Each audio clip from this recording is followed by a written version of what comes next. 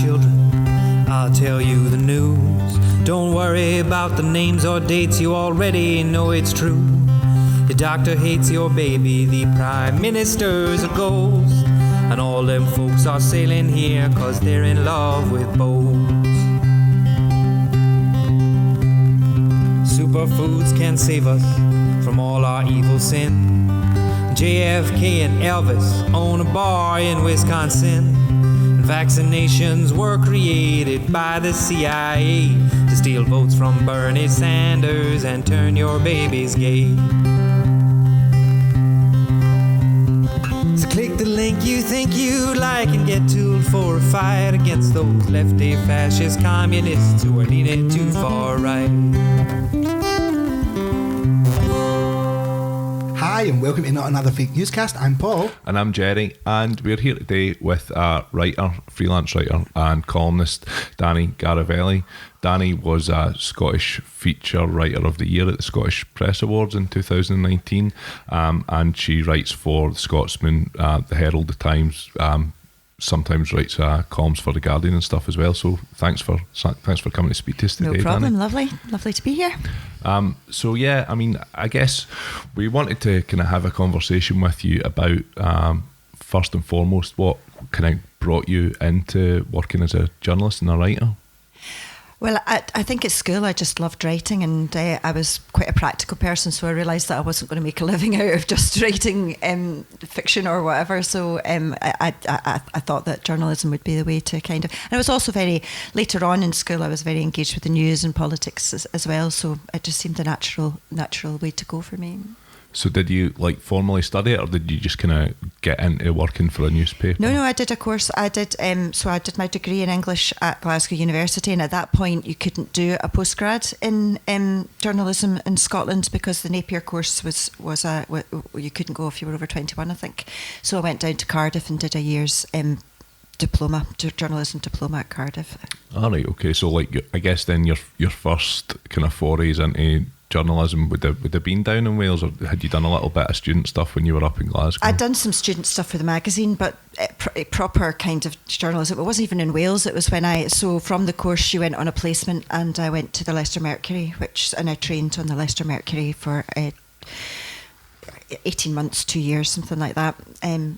Very traditional training, outdoor knocking and all that, council meetings, court and all that kind of stuff that doesn't really go on as much today, but that's what I did. Notepad and pencil, taking it all down. Yes, absolutely. Shorthand yeah.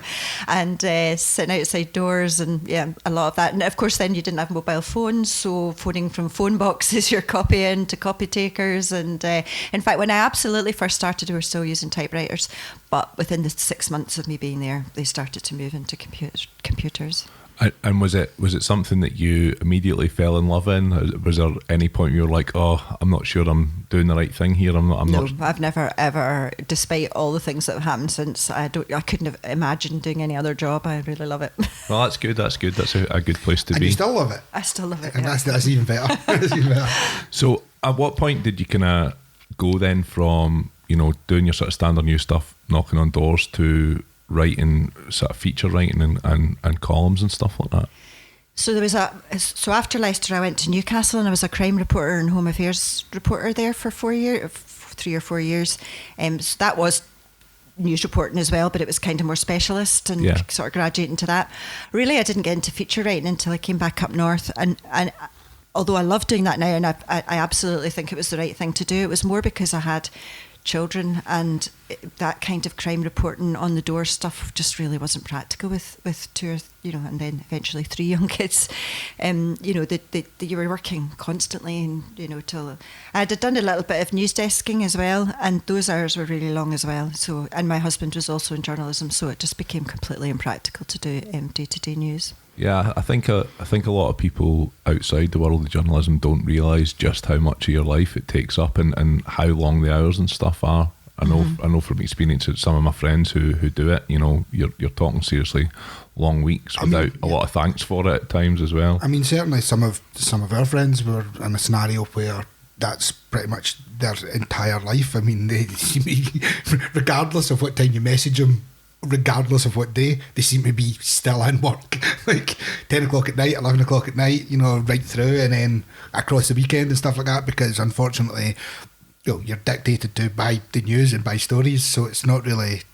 Yeah. It doesn't really, you know what I mean? Like, you don't work in an industry where, you know, get up at 9 o'clock and I'm going to do a couple of stories and I'll be home at 5, because what if something happens at 6 o'clock at night? You're there until the story's covered and everything that goes along with that. So yeah, it's... I think it's a lifestyle as much as it is a job, and I didn't mind that at all before I had kids, because as I said, I really loved it. But it just you do have to have some kind of structure once you have children. Although now being freelance, I've kind of gone back to that, and I think one of the things about being freelance is you're never not working, because you know you don't have to take the work when it comes, and you know, and that is a lifestyle as well. But the children are grown up now, so you know it's a lot easier to do it. Curiously, because you said you were at Newcastle and you had said that you had worked at Leicester, see for upcoming budding journalists who are out there, and is there very much a part of you have to follow the jobs? I mean, as in, like, you can't decide that I'm going to be a journalist and I'm going to be a journalist in Scotland. Like, what I mean with that is essentially, do you believe that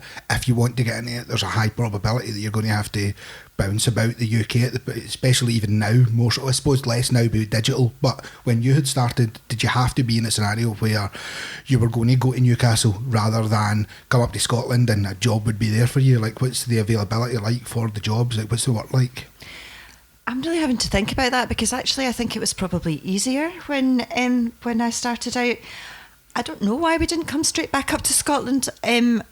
I just think that there was a kind of process by which editors came and interviewed at Cardiff, and then you got your placement, and I just followed that. And I'm quite glad I had 7 years out of Scotland. I think that it helped to come back to Scotland with a kind of looking at it from the outside. Yeah, if you see what I mean. sense of perspective. Yeah, a little bit of perspective, and having to learn about Scotland as an outsider, because obviously I didn't understand the court system up here, and I didn't understand, you know, there were lots of differences which I had to learn from scratch, and I think that was probably quite positive.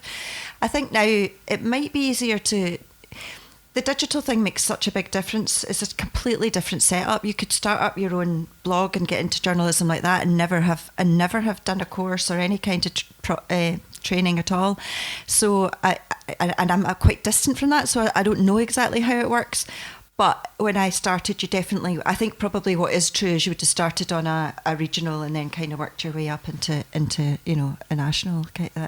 That was the way it went. And I suppose the modern day state of affairs, where, you know, people can just go in and start a blog without any formal training, is maybe equally a blessing and a curse, because for as many positive things which come out of that, there's potentially quite a few negatives. What's your sort of opinion on that sort of alternative media sphere? Well, I think it's been really good in some ways, because it's democratised it a lot, and you know, there are some brilliant writers that have come through just through writing blogs. But I think it's more it's a better way to come through if you're writing opinion or possibly features.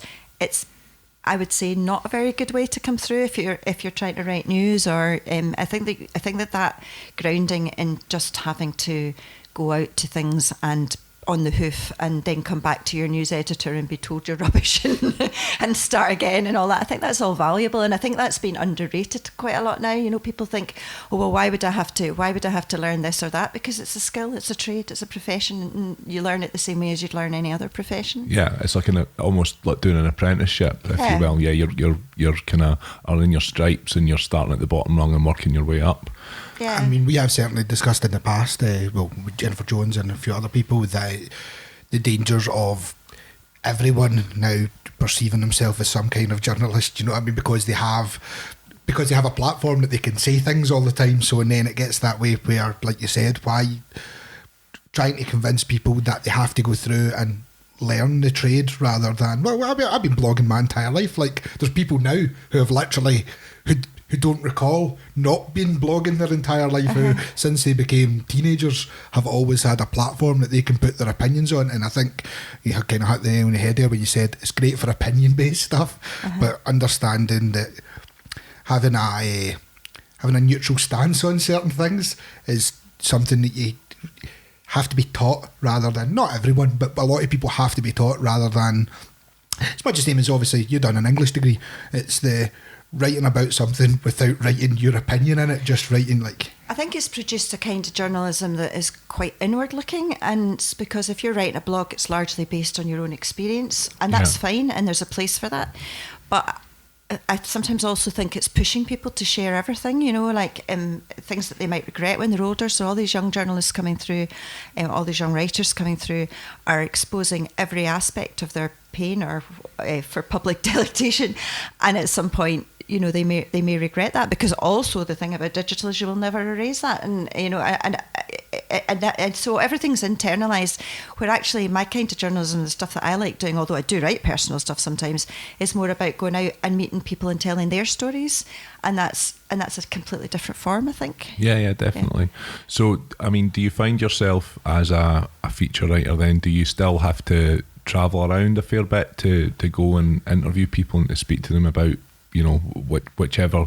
For example, you were writing recently about the change from the Islandsar Council over in the Western Isles, the Western Isles Council to have Gaelic as the default option in their schools up to the age of about primary 4, I believe. So, did you have to travel over to the Western Isles to speak to someone, or was that stuff that you can do? Because that was opinion columns, so I don't travel for my opinion columns, and that was personally based. It was so I didn't travel for that, but the actual features, I travel as much as I can, and even just locally, if I've got time and I try and make time, I will go and speak to it actually face to face with people. But that's a luxury. It's a luxury that a lot of people don't have, and the resources really aren't there. So which brings us on to I guess some of the issues which the industry is facing at the moment, around funding, around resources being stretched. What's your personal experience having? When did you start working in the industry? 1989. Right. So having worked through the 80s, 90s, the 90s, through the last decade up to now. We don't have a name for that yet. Clearly. We don't do it. No. Do you? What's your opinion on how things have progressed and how things have changed? How do you see the landscape of journalism changing? I mean, the resources thing is anybody that you speak to that works in journalism will tell you that the resources that we have are not enough to do the job properly, and that has decreased. You know, the amount we're paid, but more than that, the time and the resources that are thrown at stories are just decreased, and that inevitably shows in what you produce. It's impossible not to. So you've got, you aren't given time. So when I started out, they would say, here's a big project and you can have 3 weeks off diary and you can just go and work on that, and we won't expect you to produce anything else. Well, that simply doesn't happen anymore. Maybe it does in some of the tabloids, but it doesn't in general, in the papers I work for. And that means that, I guess, the quality can only suffer if that's the case, right? Yes, I mean, there is no other way, and I think that you hear a lot about journalists being lazy, etc. But a lot of it, they're working full pelt, but they're just being asked to do so much in such little time that sometimes mistakes come through, And there are a few subs, etc. to check your work and all of those kinds of things as well. Well, I mean, that's the kind of, again, double-edged sword with the digital media side of things. You don't have an edition that is coming out either every day or every week or whatever. You essentially are expected to be producing content 24/7, and pretty much all the time there has to be content, because you have to have a representation on like social media, but essentially a digital representation, so there always has to be stories getting churned out all the time. Yeah, and they are being measured on clicks. I mean, I don't think I think I'm in a lucky position that I don't suffer from that very much. But in day-to-day journalism, you are being judged on clicks, and they will say that you're not. But at some point, somebody's monitoring what's being read. And so when you actually had a newspaper and that's all you had, you couldn't tell. You could tell how many the papers were selling, but you couldn't tell what individual stories were the ones that. Well, you knew that sport was always a something that made people buy papers, but now every single story you can see who's reading and who's not. And the problem with that is that you see on Twitter folks saying, oh, well, you should, why are you not concentrating on the serious stories? But then you do a serious story and then nobody cares. So really, and to a certain extent, you get the media you deserve. Yeah. You know? I mean, there's an argument that perhaps it's not necessarily that important how many people read something. If you're comparing it to a BuzzFeed clickbait article that's like the top 20 people, you don't know where they are since the 90s or whatever, like, you know, lots of people are going to click on that and read it, but is it actually impactful, insightful journalism? No, it's not. So if more people are reading that than are reading an important article, is that a good enough reason to say, oh, we need to do more of this? I don't think it is. But it doesn't build a brand, does it? You know, No. The actual serious journalism is what builds your brand, even if it's not doing the numbers, as they say. I think you've got a dangerous scenario now with optics as well, where before, if someone did like your story or didn't like your story, they would write a letter, and the letter would go to the paper, or they in later times send an email. But now you can see real-time comments of people. In a lot of cases, the people you don't want to be commenting, the worst of people sometimes, but a lot of people commenting negatively or positively, but you can see it in real time, which then means that you get arguably false optics, because the people who have taken the time to comment, it's like TripAdvisor, like everybody's going to go on and leave a negative, very few people go on and leave a positive, so you always have to take everything with a pinch of salt. The same basic principle.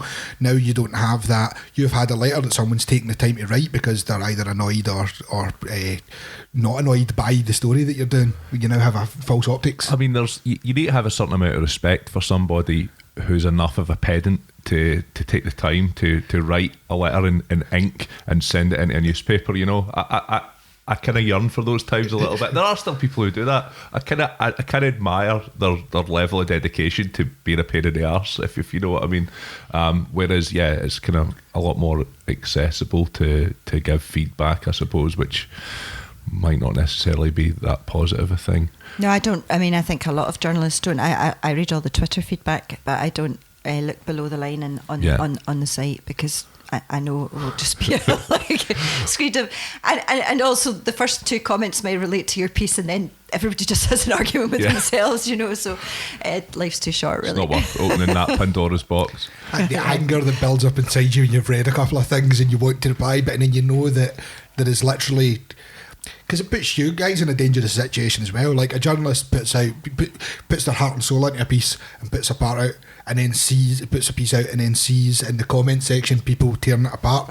There is the natural human instinct to defend that thing that you have, but no good will ever come of you defending it. I mean, especially if, like I said, the people who have decided that they already dislike it probably disliked it prior to even reading it. If it's a piece on, say, independence or Brexit or something similar, they weren't going to like it before they read it anyway. Although I think there are benefits to the social media as well. I feel since social media has come and I write, first of all, I feel a bigger responsibility when I write, because you're much more aware of the people who are going to read it, and they're much more accessible to you. Yeah. And the second thing is I really like constructive feedback. I don't mind people criticising or saying, have you read this extra thing that you haven't read? And I think that's all really healthy, and I'm quite happy to engage with that. The only people I wouldn't engage with are people who have been, obnoxious, abusive, trolling, or who haven't read it and who clearly haven't read it and read it's the like, headline. So I wouldn't engage with that. But I've met, just having conversations about my pieces, I've met and become friends with lots of people that I would not otherwise have known anything about. Well, that's good, so we do hear a lot about the negatives of social media, but it's good to focus on some of the positives. I mean, I think things have really changed in the last sort of 5 or 6 years, with the advent of social media. I think everybody felt really positive, like the Arab Spring even, it was powered by social media. Look at the positive that social media can do, but we're very, very down on it at the moment, and we should maybe focus on some of the more positive aspects at times too. I think it does help to humanise people as well, because kind of like you were alluding to, you get to interact with the person who, like 15 years ago, no one was really interacting with the journalist that they had been reading stuff unless they went out of their way, which at some point made them a psychopath, because they were following you about to make sure that they could meet you to talk to you. Whereas now they can just send you a direct message, or they can send you something, and that certainly helps to it certainly helps to humanise journalists, but also it now means that people feel that they know the journalists, and people have got like adverse hate towards a specific journalist now instead of the paper that they write for. And the other thing is there is a sense that that it's some part of your job to spend your day, talking about the piece that you've written. Just that, so my Sundays are quite often taken up a lot. And I don't mind that.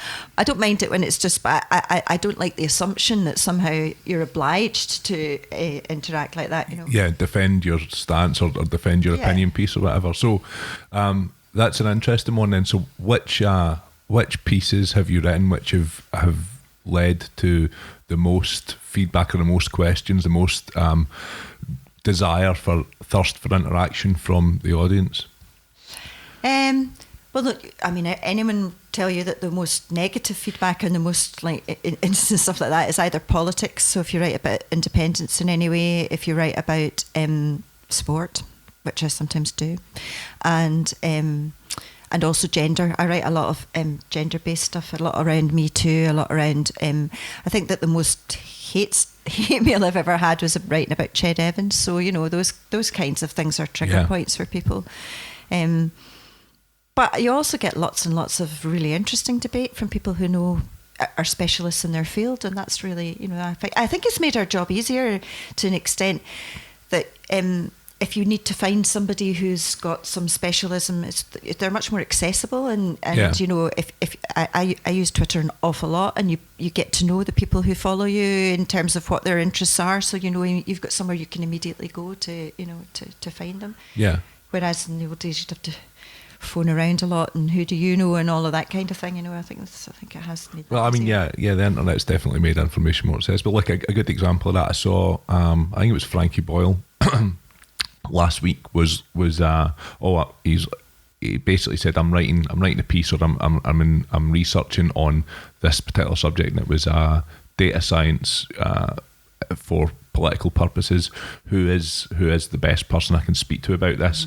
And about 10 people suggested this lady who's literally written a book on it. Here she is. She's the best person for you to speak to, and they were able to get in touch, and he was able to go and speak to her in a very short amount of time. Yeah. So well, I was doing a piece on Lyme disease really recently, and I just put out a tweet saying anybody who wants to talk about Lyme, and once upon a time you would have had to go through support groups and try and fight, and then the people that were provided for you there would have been a degree of gatekeeping going on, who they decided that was the appropriate person, whereas this makes it a lot more of a kind of level playing field for people, I think. A bit more democratised. Yeah, you can have access to people that might not agree with what the orthodoxy is or whatever. Yeah, that's interesting. So,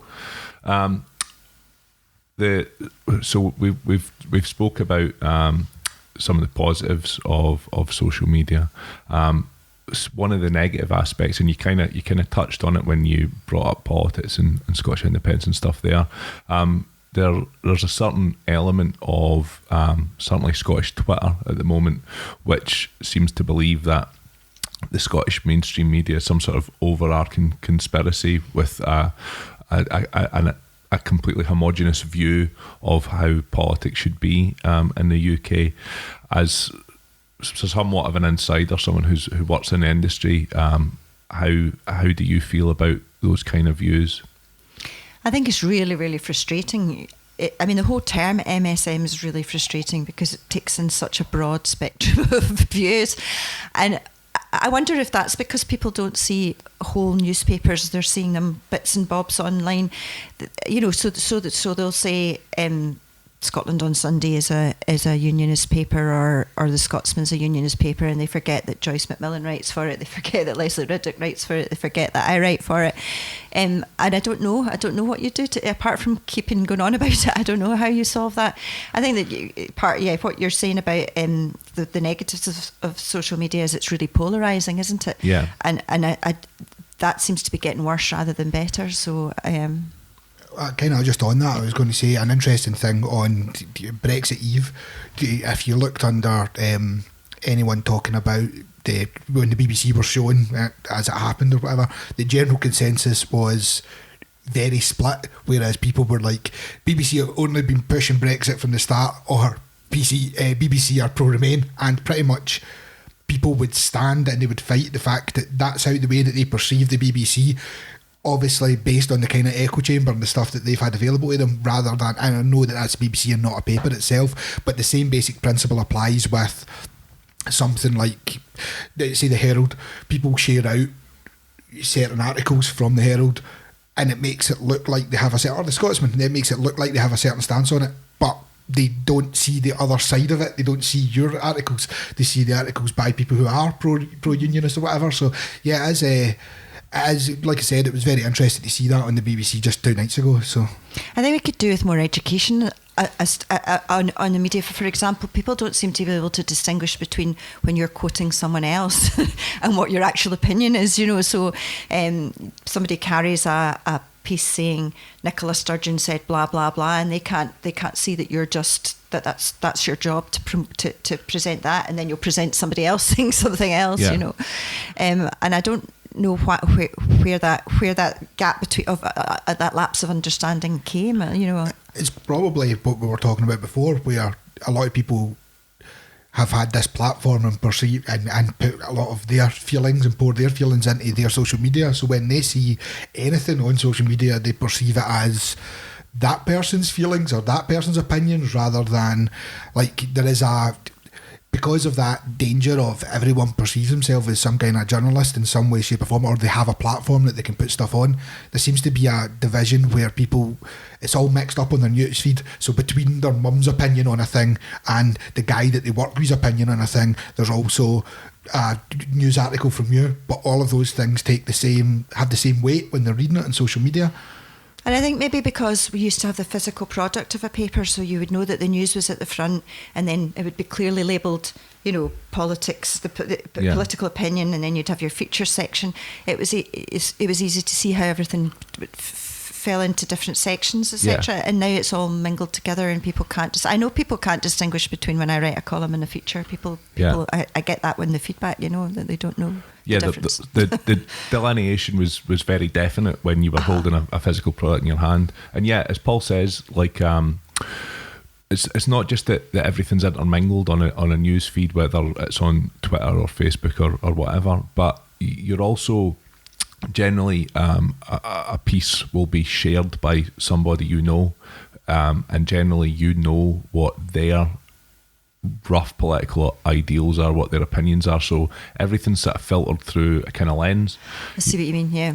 So if it's shared by X person, you have already got an idea in your head as to what is going to be conveyed by that piece before you've even read it, because everything's filtered through this certain lens. And as you were kind of talking about polarisation, certainly Twitter is definitely not a medium which lends itself to nuance. 240 characters do not allow you to explain a lot of the grey areas in the world.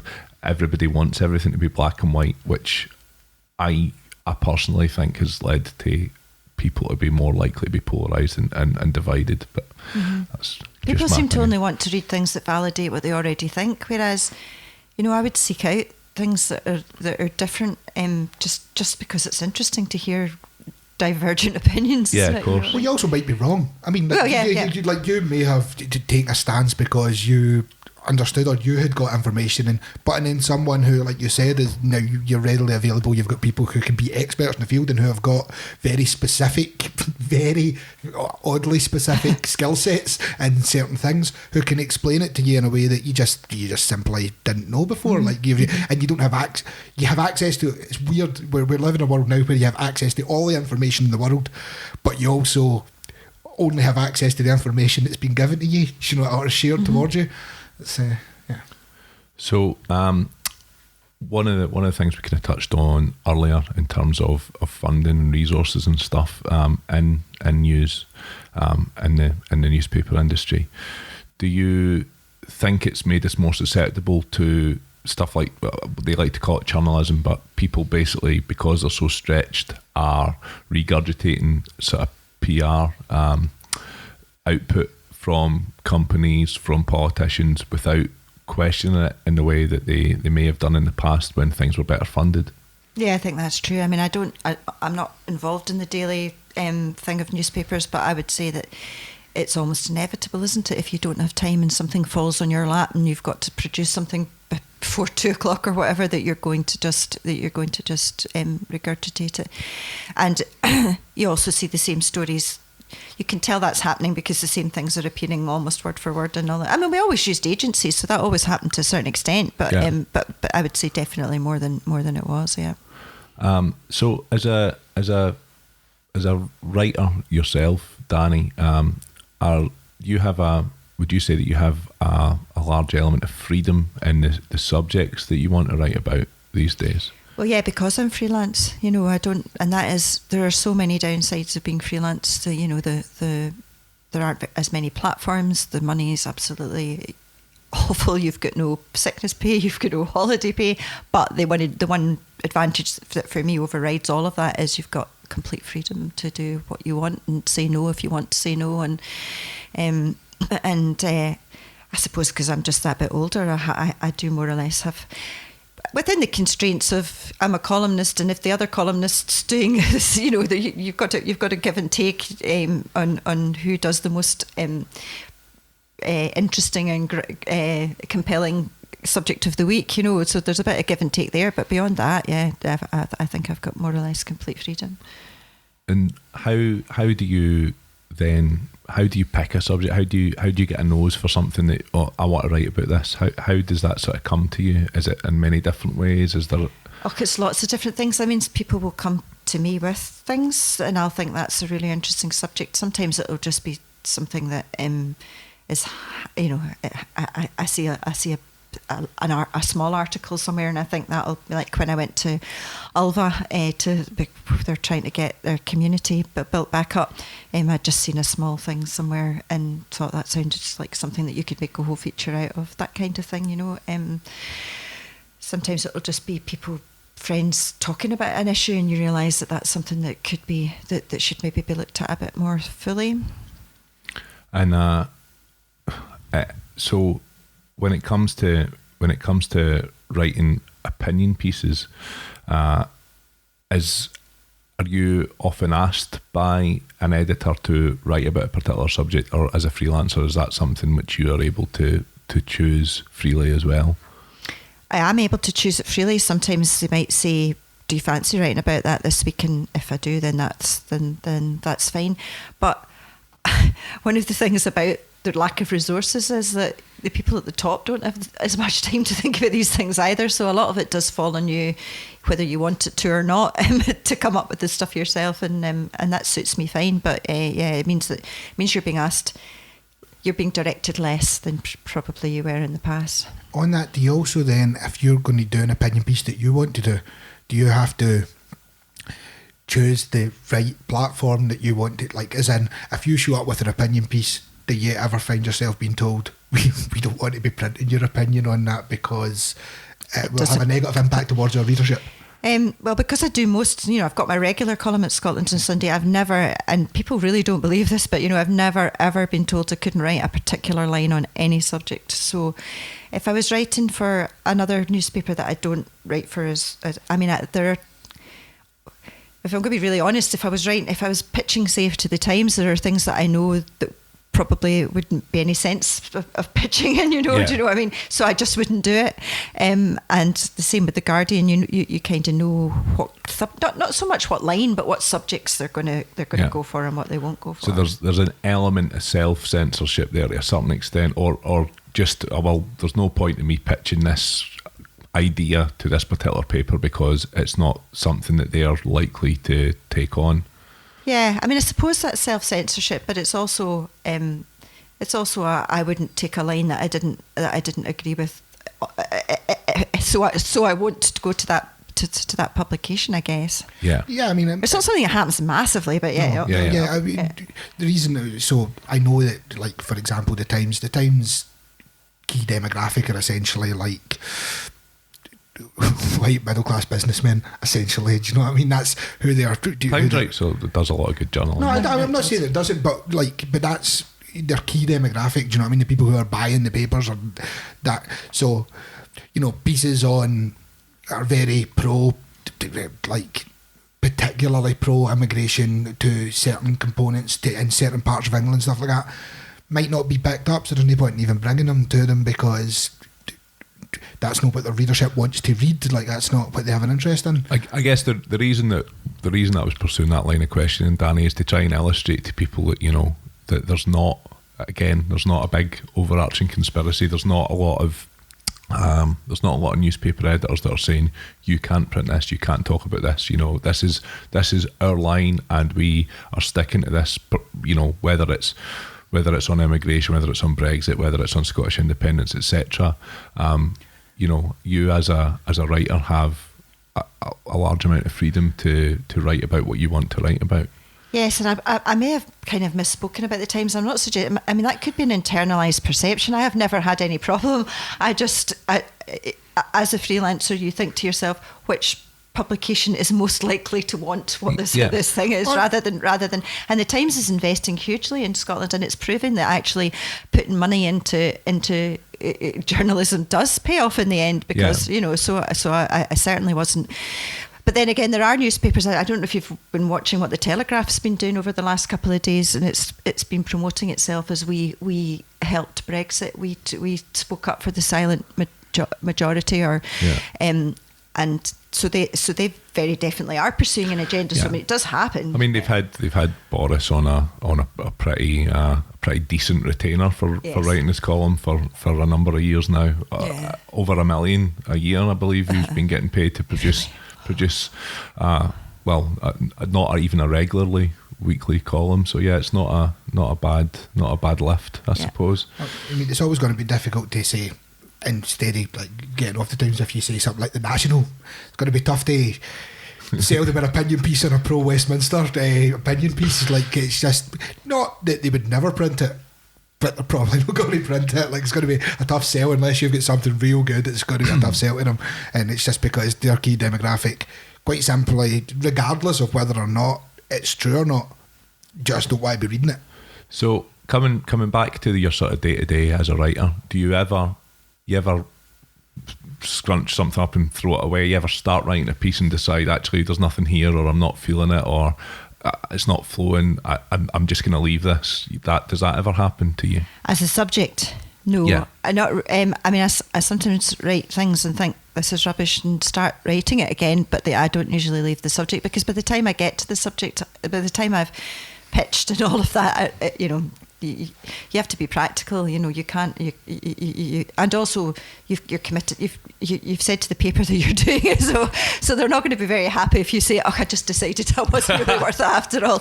But I certainly sometimes start my columns again, because I get halfway through and I think, "Where am I going with this?" or whatever. But not the subject itself. So interesting. So how the process works is you pitch then write, rather than you have written something that you have got an opinion on and then bring it to them to like pitch an already written article. You would pitch first, then write the article off the back of the pitch. Yes, right? But I mean, I don't know how interesting this is, but the way it works with Scotland on Sunday is that I'm freelance, but I have my regular thing that I do for them. So that's a kind of, yes, a pitch, but I just in the sense that I say, do you think this column would be all right for this week? Not you know, the other papers I actually have to say, I'd like to do this, and how much will you pay me for it, and all of that kind of stuff. But Scotland on Sunday I have an ongoing arrangement with.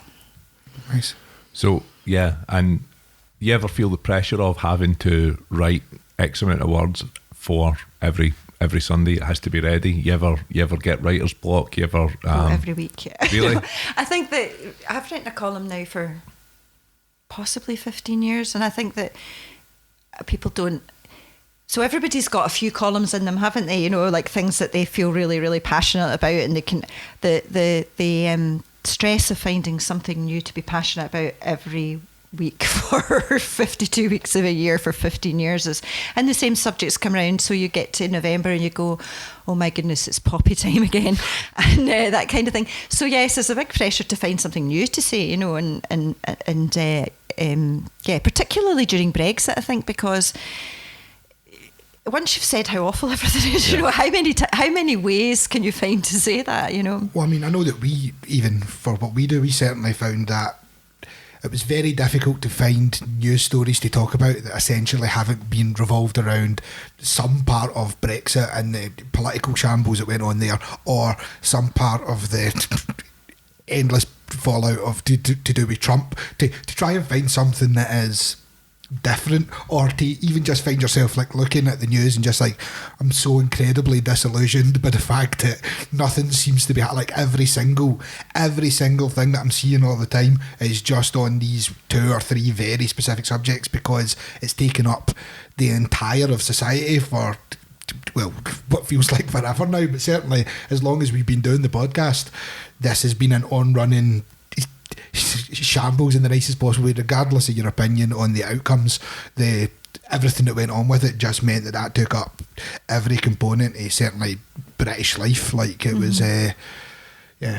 I mean, certainly we're hobbyists. Obviously, you know, we do this for a bit of fun. Now, there's been times over the past couple of years where I've been kind of so disillusioned with the state of politics, and you know, particularly an example of this would be the recent general election campaign. When you look at such obvious lies being told by politicians and you feel that they're getting away with it, it can be quite disillusioning as an individual. And there's been times in the past couple of years where I've just been like, I need to have a break from this for a couple of weeks just to clear my head and step away from it.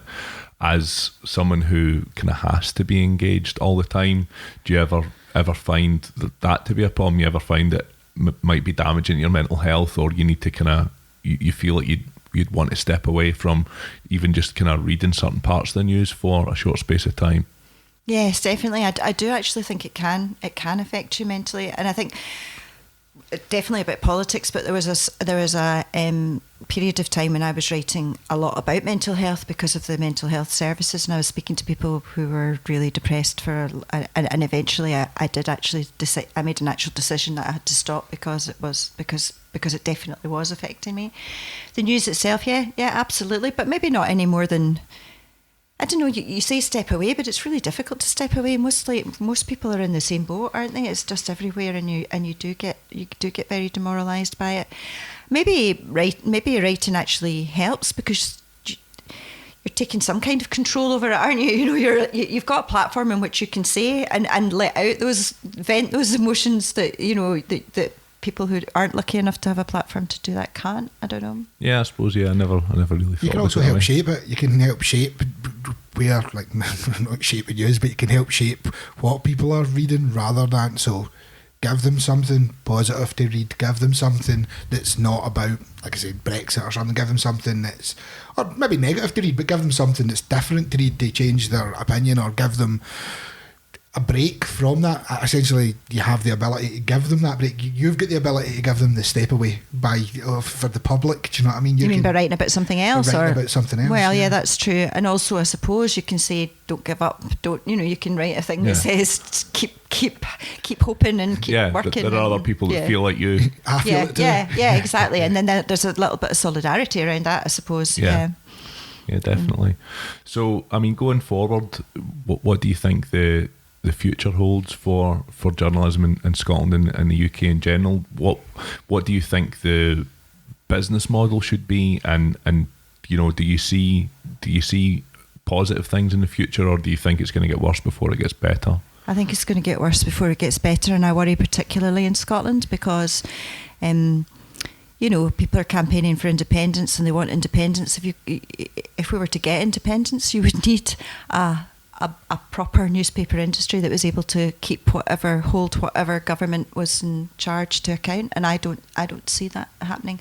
All I see is cuts and job losses and a diminishment in the kind of valuing of news generally, and I don't really see where that's going at the moment. I don't see anybody coming in to rescue that, you know. Our two main newspapers are being run into the ground, and, you know, I'm sorry not to bring some more hope and positivity, but unless somebody decides that they are going to, unless somebody comes along with a lot of investment and a real passion for newspapers, I don't really see where that's going. I'm sure we can trust Sputnik News to give us a to to give us a real line on things. They'll get a handle on it. They'll sort it all out. There's weirdly someone who's absolutely certain there's an overarching conspiracy in the news in Scotland. It's very weird. You touched on education earlier, and a lack of education, maybe a requirement for education in media. I saw, I think it was this week, that they've introduced a programme in Finland for people of all ages, adults and children alike, to sort of teach them how to be able to spot fake news, be able to know the difference between advertisements, paid for sponsored pieces and real news, to be able to sort of verify whether a source is reliable and all those kind of things. So do you think that's something we should be looking at in the UK? Yeah, I didn't know about it, but I think it's a brilliant idea, and I think that my generation probably doesn't have a grasp on how younger people consume everything. So I know that my own children, especially my youngest, consumes a lot of news from YouTube, and he's very interested and engaged, but sometimes he tells me things and I think, well, that doesn't sound right, you know. And it's a shame because obviously he's doing his best to. So I think that probably is absolutely essential. I mean, we are operating in a landscape where it's almost impossible to distinguish, I think, and misinformation is being deliberately applied. It's not just casual and inadvertent. So if they're going to navigate their way through, I think that would be. It sounds brilliant what you're talking about. Yeah, we need to give people the toolkit that they require, and so do you think that that's where we should be putting the onus? We should be putting the onus on equipping people with the tools that they need to filter the media and determine for themselves what's accurate and what's not, rather than going down the route of regulation for internet-based news and alternative media. I don't know a lot about that in terms of, as I said, I'm kind of old school, but it seems to me that we're past the point where you could realistically regulate, and if we were going to go down that route, it should have been before everything went. I don't see how it's possible now. The genie's out the bottle already. Yeah, exactly. I don't think you could step it backwards, if you see what I mean. But I think that what was I going to say? I think that I think it's a shame for the education. I mean, more and more onus has been put in the education system to solve social problems, and I think that's problematic as well. While funding is decreasing. So teachers are expected to take on moral, ethical issues, which probably at one time would have been stuff that your family would do, etc. So I don't know how that works, but in terms of, I do think it's. I was talking to somebody recently about how the education system has to change, because no longer do they really need to learn and memorise whole loads of facts, because you've got them at your fingertips. It's really, you maybe have to think about education in a different way, and it'll teach kids to know how to access it, etc., rather than learning loads of dates and etc. Well, that's it. I mean, if I look, so my son will be 10 this year, and if I look at the way he talks to me, and there's something quite adult about the way he talks to me, in certain ways that he uses language in a way that I'm sure that I didn't use language that way when I was his age. But I've explained this to Mum as well, he has access to, he's got the Library Alexandria in his hand, you know what I mean? He has essentially access to every single piece of information that's ever existed, and like you said, he watches YouTube videos and stuff like that, and that's where he gets his information from. But we're teaching not quite the same, but we're teaching not far any different than what me and Jerry were being taught when we were at school ages ago now. The world has changed, and I think that the biggest problem we're getting at now, I mean, we done a live show where we discussed various tests that they had done in America regarding social media, and essentially across the long and short is across an age group of people who are at university, regardless of their social background, regardless of if they're inner city or if they're from rural areas or anything, and regardless of what quality of university they went to. Whether it was community college or Stanford or whatever. They pretty much all could not determine the difference between fake news and real news, and also opinion and fact-based news. They were unable to do so, even though they knew that that's what they were being tested on. They were still on it. You know what I mean? Even though they knew that that's what they were meant to be looking for. They still had the inability to be able to do that. A staggering number. It was 80-90%. I can't remember the exact I can off the top of my head. It was a while ago now, but yeah, I mean, that's it was, really interesting. Yeah. I wonder if when the kids of this generation who have been faced with that work their way up into the education system and become the teachers, I wonder if that'll change. I wonder if it's a generational thing that the people who are in charge of the education don't actually, are not capable of doing that. Yeah, and I do think there we need to understand the environment that children are growing up in nowadays. Like your kids, for example, will have never really known. Well, they've grown up post the internet age. They've grown up with social media. They've grown up consuming their news in a different way from us. Like, we are probably of the last generation that remembers when print was king, really, mm-hmm. and so we've seen the change. We have skills which we have been able to take from reading newspapers into the world of social media and apply them in terms of being able to filter and being able to question the information that we're looking at. I think perhaps children who have grown up without that background and questioning what they're reading, realising that different newspapers are filtered through a particular lens, and while they may have a broad range of individuals, they are generally aimed at a particular demographic, etc. Maybe kids just nowadays don't have that skill set that we kind of grew up with. Maybe we were taught a little bit of it by our parents, I don't know, but it's certainly something which we need to keep an eye on, because we're potentially allowing a generation of children to grow up without the critical thinking required to disseminate between truth and misinformation. Yeah, I think that is potentially true. A kind of a wee bit wary about assuming that young people who, I hear people say all the time, well, they don't engage, they don't consume news. They do. They consume, I don't think that's true at all. And I also think that we underestimate their skill set of, being able to, for example, people say they don't socialise anymore because they're always on their phones, but my experience is they socialise fine. They just know how to use phones as part of that social experience and etc. in a way that we don't, it's totally beyond our ken. So I wouldn't want to underestimate what they're capable of, and they've grown up with it, so they have a completely different way of using it. But yes, I do think broadly that because that's the landscape they're in, that they do need to have somebody to they do need to have education on that front. But I have noticed you were talking about teaching the same way. I've noticed in history, for example, they're now teaching. Well, I don't remember being taught this anyway. There's a whole source question, which is about the different values of sources. So they have to compare, is this a first-hand account? What might influence the person that's writing it? That kind of thing. So that's not about social media, but it is about the value of different, trying to work out what people's agendas are when they write things, etc. So there's a little bit of that. Yeah. Oh, certainly. I know that it is evolving.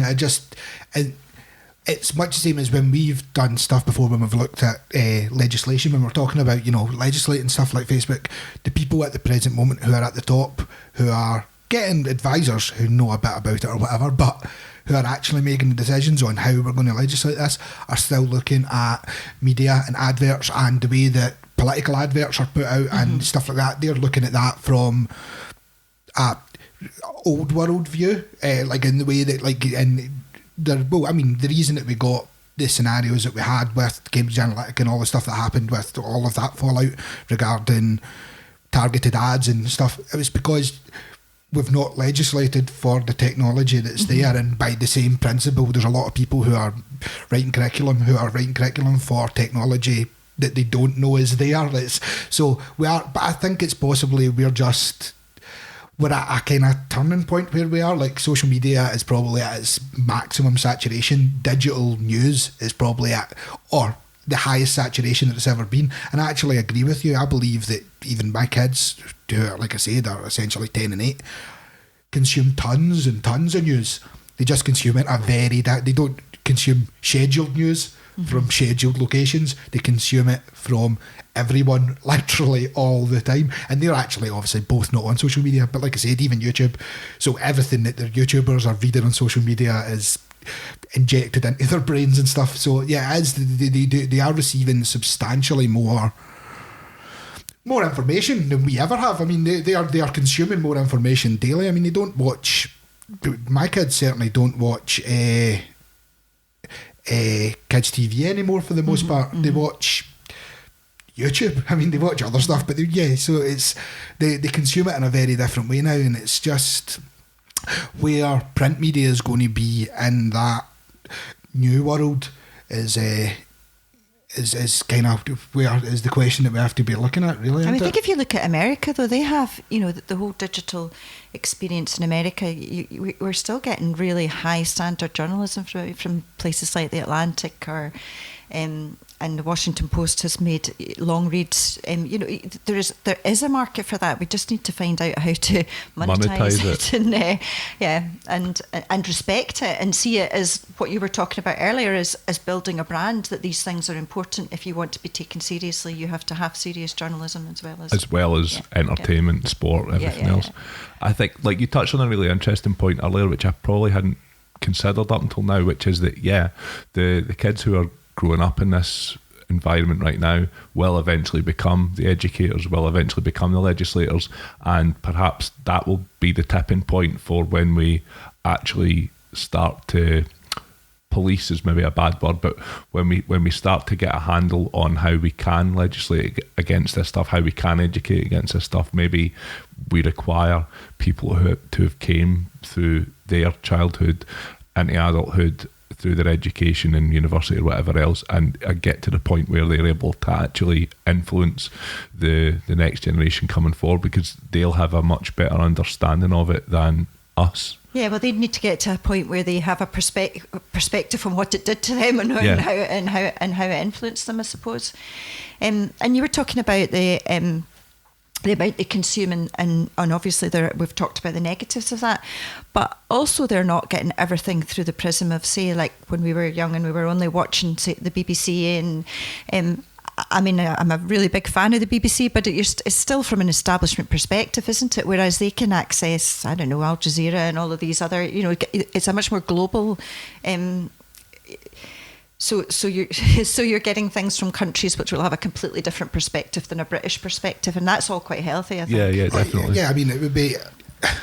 I mean, we can see, to perfect example, it's a lot harder to sway the public towards positive action, I'm air quoting there, in Middle Eastern countries now, when you've got people and sources from Middle Eastern countries able to report to the people. Like, we're not just being told that we have to go in to do this thing now, because you're getting the other side of that. People right on the ground, which you would never have had. Yeah. So as we're coming to the end of this, Dani, can we ask you to tell us of your kind of recent writings over the past 6 months? What's the piece that you're most proud of, and that you would recommend anyone listening here goes away and has a wee read of? The thing I'm probably most proud of in the last 6 months is my piece when I went to Portugal to look at their drugs policy and compare it with ours. And I spent a lot of time going around different organisations in Portugal, and I think the reason I'm quite proud of it is because the narrative here has been constantly that we just need, it's all to do with legislation, and if we could just have Westminster devolve the, either change the law and legalise drugs, or devolve the decision up north, that would be it, and that's all we're waiting for. Where in fact, the lesson from Portugal is that yes, the change in the law did make a difference, but actually it's a lot more about investment and collaboration between different organisations, etc., and that there's an awful lot we could be doing right now to change things. Not just wait for Westminster to not just push everything down south. Although that is important as well. I think that is important as well. But the idea that a policy based in humanity and treating people as individuals can do an awful lot on its own. Yeah. Yeah. Well, yeah, we'll definitely. Was that in the Scotsman? That was in Scotland on Sunday. Scotland Sunday. So yeah, go What away we'll do and is have a read of that. we'll put the link to that article at the bottom of this show episode, just because. Yeah. Nice. We've spoken about we did a whole episode on drug policy and stuff like that a couple of years ago, and we looked at the Portuguese model and stuff as well. So it's something that we are also interested in. So hopefully the listeners will be as well. Yeah. Well, thanks very much for taking the time. Thank to you. It's come been and see really us. nice. Thanks a lot. Thank Thanks. you. Right. Cheers. Bye bye.